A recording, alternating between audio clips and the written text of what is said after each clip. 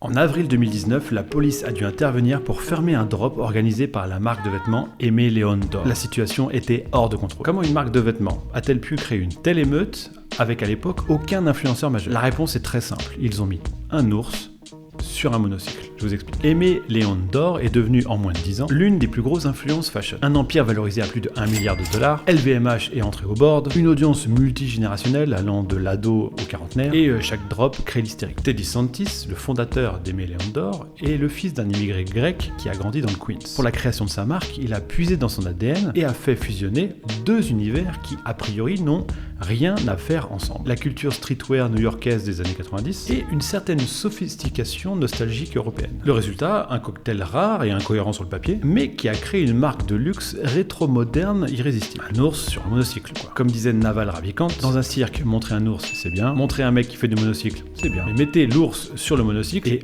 là, vous avez quelque chose qui va vraiment intéresser les gens. C'est le contraste qui crée l'intérêt du public. L'association de deux choses qui n'ont rien à faire ensemble. Cette mécanique est universelle et intemporelle, présente chez Molière, Shakespeare et même dans la rhétorique d'Aristote. La Gestalt théorie explique que notre cerveau est naturellement attiré par les oppositions, les contrastes, et cherche activement à résoudre l'anomalie. Et Daniel Kahneman a prouvé avec ses études que le système 1 de notre cerveau capte toujours en priorité les stimuli inattendus. C'est automatique. Teddy Santis déploie donc cette stratégie de branding gagnante et son univers singulier un peu partout dans l'expérience Aimé León d'Or. Des boutiques où on diffuse des matchs NBA des années 90, un café au style européen années 50, un compte Instagram panaché de vieilles photos de famille grecques. La stratégie de branding est le cahier des charges à déployer sur tous les points de contact avec l'audience parce que Aimé León d'Or ne vend pas des vêtements, il vend une expérience.